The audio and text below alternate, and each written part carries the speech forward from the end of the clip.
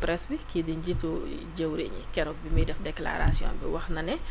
ñi nga xamante ne ñooy nekk seeni plateau di dal ci kawam wala di wax nekk su dul noonu bu ñu fa yóbbooti seeni militant bu ñu fa demati waaye dina leen xeex ba ñu yëg ko ginnaaw bi mu waxee loolu yow en tant que journaliste ban réaction nga ci am. waaw damay xam ni dafa mer. dafa mer lu tax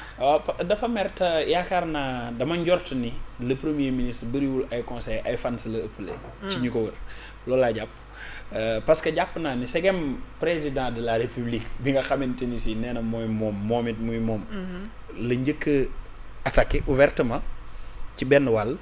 attaqué société civile bi nga xamante ni demoon nañu ba je me souviens kii Alioune Tine bi muy lekk ji ceeb bu weex kër président Ousmane Sonko bu am bëggëj moo ko wax et puis il a montré les images. Bien sûr, voilà certains de nos confrères les Serigne Saliou Gueye et autres ñu nga xamante ni si ils sont dans le milieu de la presse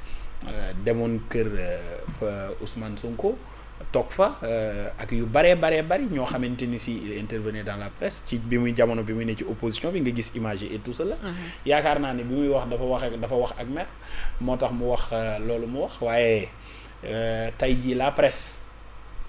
boo ne yow en tant que njiitu réew da nga leen di xeex en tant que chef du gouvernement da nga leen di xeex ba ñu xam ko nga wax ko. ci sa réew. ndaxam xam nga ni am na financement yoo xamante ni si suñu notewul sa presse lu baax doo ci jot. Les journées sans presse là. am na financement yoo xamante ni si boo demee si tu n'as pas une bonne presse épanouie doo si jot. bu yaakaar ni presse bi mën nga leen xeex sa biir réew rek fa la yem de. parce que ci luy taaral démocratie. voilà non on ne peut pas parler de démocratie sans une presse indépendante loolu c'est impossible te boo nee yow sa ay njoñ bu leen dem ci presse bi d'accord mais ñeneen dinañ fa dem. day mel ni ngay def la politique de la chaise vide si tu n'as pas un bilan déjà yow il te reste 3 ans 6 mois fourchette bu ndaw bii nii investissement yu bari defoo ko et ba pare yaa ngi dëkk ci di def ay emprunt nga ne sa ñooñ bu ñu dem ci plateau bi bu ñu dem ci plateau télé yi les médias classiques là mais pas yeeg maire yeeg yooyu cette majorité silencieuse là voté wuñu xooluñu réseaux sociaux bi de média classique bi la ñuy xool alors boo amul ñoo xamante ni si ñooy toog foofu di défendre sa bilan di génne les situations lan moo ko waral les causes di wax li nga xamante ni si moom la ñu tëral ci programme di ko exécuter di xool fan la war a njeexitalam lan la war a doon ci askan bi mais c'est peine perdue vous pouvez déjà commencer à plier vos bagages. mais ñoom ils comptent plus sur les réseaux sociaux peut-être. avec cette intelligence artificielle dont les gens commencent à prendre compte. demal vas-y demal xam nga réew. Le parti Pastef est le parti, je peux dire, c'est le parti qui a été le plus soutenu par la presse. C'est un parti qui a été tellement soutenu par la presse que aujourd'hui waroon nañu am satisfecit boo xamante ni si presse bi agonie bi mu nekkee sax du ko sentir parce que nag bu nee dinaa leen ku ma xeex dinaa la xeex ba nga xam ko mais bu ñu demee ci biir yow bi nga faloo dagg nga convention yi TDS ak ARTP jëli nañ seen redevance yi aide à la presse bi liste ngeen chaîne yi ngeen koy jox. correct tëj na. correct jotul ndàmpaayu li nga xamante ni si moo tax muy joxe ay salaire ba ñàkk na ay salaire u fukki weer ak ñeent ba tax mu tëj ay buntam. yow booy xeex presse bi noo leen di xeexee lu ci des lan moo ci des donc il n'a qu'à revenir sur certains propos. te man damay wax personnellement ce qui m'engage ni mu ko waxee ni man ku ma xeex la ba nga xam ko pesum kanam boroom a koy fajal boppam. La presse dafa am lu nu ko tàggatee informer éduquer divertir. loola ca la ñuy nekk mais am na loo xam ni bu la ci nit woowee jumtukaay bi nga am moom nga mën a xeexee. waaye dañ ñëw mooy li nga xamante ni si moom la waa CDEPS di def Mamadou Ibra Kane moo koy nuyu. di masawaale ñoom coor bu baax a baax waa CORED ak ñoom Daouda parce que mooy jiite la commission Daouda Mine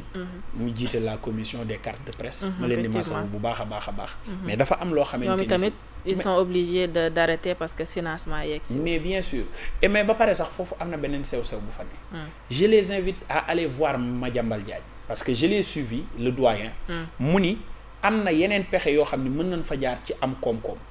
parce que commission boobu dafa war a am koom-koom bu autonome boo xamante ni si dina ko permettre li mu war a liggéey mu liggéey ko indépendamment parce que dañuy wax ni qui donne ordonne à ce qu'il donne boo ñàkkee nag dem ba nga xamante ni si nguur moo lay jox na nga war a taxawoo sa njaboot sax boo muyul da nga ko ñàkk a def. nguur bi ko war a jox da ko war a jox. mais bien sûr c'est une loi qui a été votée. Mais à chaque fois il y a des primautés am na lu ñuy ñëw ni lii mooy la priorité nañu exercer lii ba pare doog a xool leneen. Cependant war nañu mën a fexe ba am koom-koom bu autonome ba nga xam ni tey jii nii correct dina am suufu boppam boo xam ni dina ko mën a tabax immeuble boo xam ni 2 niveaux yi dina ko occuper mu doon ay bureau li ci des lépp mu commercialiser ko de ce fait mu doon ay rentrée d'argent yoo xam ni dina mën a supporter ay charges mën a dox ci autonomie.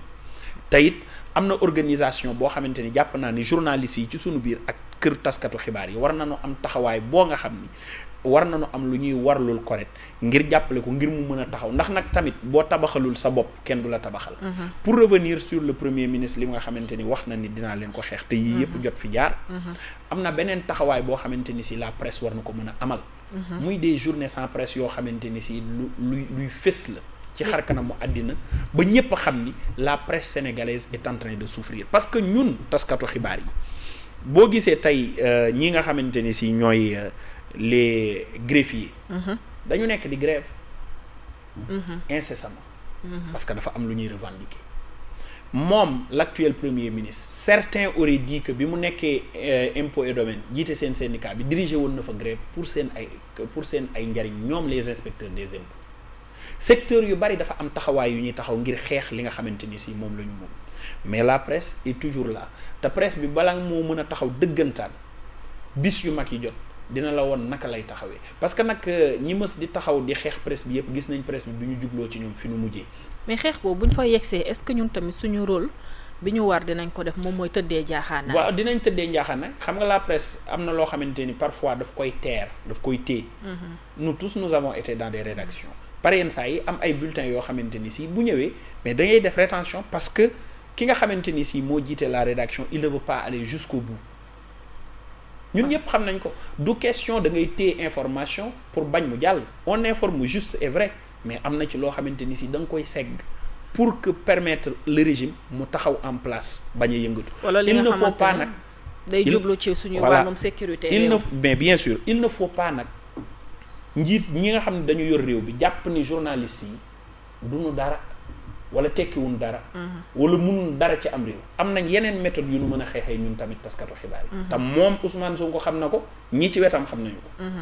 et j'invite la presse ñu demeurer ci orthodoxie bi nga xamante ni si moom la ñu mës a xam mais ñu waxtaan ak ñoom te xamal leen ni nag am nañu ñun tamit ay jumtukaay. c'est important. alors ñu wax